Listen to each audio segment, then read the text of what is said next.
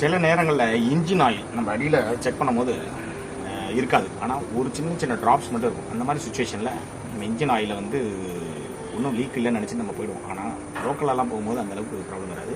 But நல்லா oscillator ஃபுல்லாக கொடுத்து ரொம்ப லாங் போகிற டைமில் அந்த இன்ஜின் ஆயில் வந்து ரொம்ப நல்லா எக்ஸ்பேண்ட் ஆகும் இல்லையா ஹீட்டில், அப்போ கடகடன்னு லீக் ஆகிறதுக்கு சான்சஸ் இருக்குது. ஸோ அந்த மாதிரி டைமில் எப்படி செக் பண்ணணும் அப்படின்றத இப்போ நம்ம பார்க்கலாம். ஆனால் ரொம்ப லீக் இருந்ததுன்னா கண்டிப்பாக நம்ம வண்டியை எடுக்கக்கூடாது. இல்லைன்னா இந்த இடத்துல சென்சாரில் என்ன ஆகும் காட்டும்.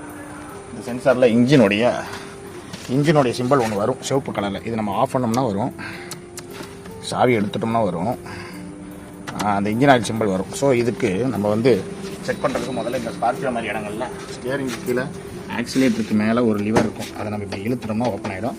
அப்படியே பாஸ்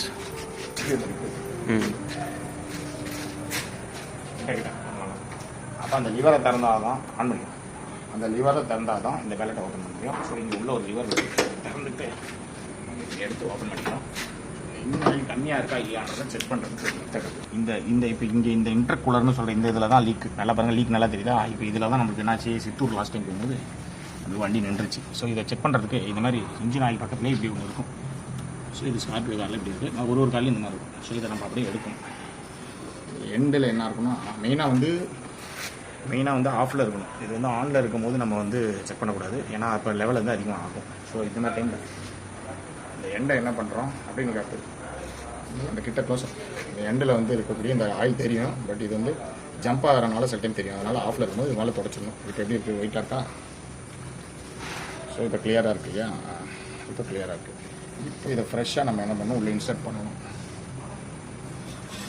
உள்ள வரைக்கும் இன்சர்ட் பண்ணி நல்லா ப்ரெஸ் பண்ணிவிட்டு மறுபடியும் வெளியே எடுக்கிறோம். இப்போ நம்ம செக் பண்ணணும் என்ன லெவல் இருக்கா, இங்கே வரைக்கும் இருக்குது. ஸோ சில டைம் இன்ஜின் ஆயில் மாற்றணுமான்றதை இப்படி நம்ம தொட்டுட்டு இப்படி பண்ணோம்னா ரொம்ப கரன்னு கட்டியாக இருந்ததுன்னா நம்ம மாற்றி ஆகணும். இப்போ இது லூஸாக தான் இருக்குது, மாற்ற வேண்டியது இல்லை. பட் ஆயில் இருக்கான்னு இப்போ செக் பண்ணணும். ஆனால் ஆயில் இருக்குது, ஏன்னா திருப்பி நம்ம இன்ஜின் ஆயில் லீக் ஆகிடுச்சு. பட் நம்ம ஃபுல்லாக ஊற்றிருக்கோம். ஆனால் இந்த லீக் இருந்துகிட்டே இருக்குது. திருப்பி லாங் பண்ணோம்னா ஃபுல் ஆயில் வெளியே போயிடும். அதனால் இதை நம்ம மாற்றுறதுக்கு நாளைக்கு என்ன பார்ட்ஸ் வாங்குறோன்ற டீட்டெயில்ஸ் உங்களுக்கு நாளைக்கு சொல்கிறேன். ஓகே, இங்கே